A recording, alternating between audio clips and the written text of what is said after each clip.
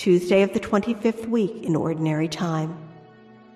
A reading from the book of Proverbs. Like a stream is the king's heart in the hand of the Lord. Wherever it pleases him, he directs it. All the ways of a man may be right in his own eyes, but it is the Lord who proves hearts. To do what is right and just is more acceptable to the Lord than sacrifice. Haughty eyes and a proud heart, the tillage of the wicked is sin. The plans of the diligent are sure of profit, but all rash haste leads certainly to poverty. Whoever makes a fortune by a lying tongue is chasing a bubble over deadly snares. The soul of the wicked man desires evil. His neighbor finds no pity in his eyes. When the arrogant man is punished, the simple are the wiser. When the wise man is instructed, he gains knowledge. The just man appraises the house of the wicked. There is one who brings down the wicked to ruin. He who shuts his ear to the cry of the poor will himself also call and not be heard. The word of the Lord. The responsorial psalm. The response is, "Guide me, Lord, in the way of your commands." Blessed are they whose way is blameless, who walk in the law of the Lord. Guide me, Lord, in the way of your commands. Make me understand the way of your precepts, and I will meditate on your wondrous deeds. Guide me, Lord, in the way of your commands. The way of truth I have chosen. I have set your ordinances before me.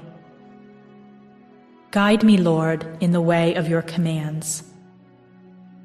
Give me discernment, that I may observe your law and keep it with all my heart. Guide me, Lord, in the way of your commands. Lead me in the path of your commands, for in it I delight. Guide me, Lord, in the way of your commands. And I will keep your law continually, forever and ever. Guide me, Lord, in the way of your commands.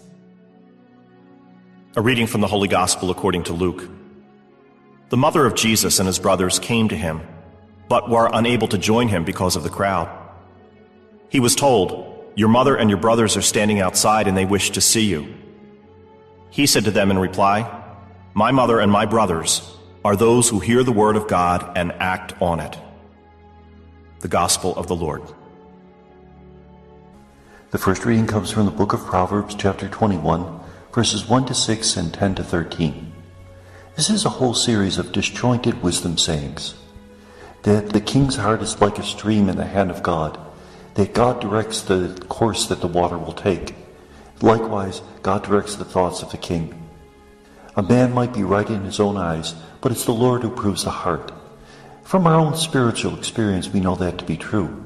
That a lot of times there's hidden motivations that we can't even discern until a later date. If we do what's right, it's acceptable to God more than a sacrifice. We hear that also in Micah. What does God ask? To do what's right and just, walk humbly with our God. Haughty eyes and proud heart, the tillage of the wicked is sin. That if we fill our life with arrogance, then we're going to suffer from the consequences. He who shuts his ear to the cry of the poor will not be heard. Remember, the Lord will respond to us as we have given. And many thoughts like that. Remember, these are not specifically religious thoughts. These are more in the terms of morality, in terms of the ways of the Lord in the world. And that was typical of the early stages of wisdom in Israel. It wasn't so much religious wisdom as it was simply how to live a good life. In fact, many of these instructions were written down for the crown prince so that he would know how to be a good king when he finally took the throne. The Gospel is from Luke 8, 19 to 21. The mother and brothers of Jesus come to see him. Now, who are these brothers? We Roman Catholics believe they're cousins, because the word in Aramaic for brother is a very extensive word. It could mean fifth cousin. Now, the Gospels were written in Greek, and there is a specific word for cousin in Greek. Why didn't the evangelist use it? Because most probably he was translating literally from the Aramaic. That happens often, and especially in Luke. Jesus is told your mother and brothers are outside. What does he say? My mother and brothers are those who hear the word of God and act on it. Now, typical of Luke's gospel, this is not as harsh on Mary as is found in Mark and Matthew. Mark and Matthew are not always favorable to Mary and the family of Jesus. Here, who is the one who truly heard the word of God and embraced it and incarnated it in her own body? Mary. She's the example of the perfect disciple. And we know that because in Luke's writings, Mary shows up at Pentecost. She is the perfect disciple. And may God bless us.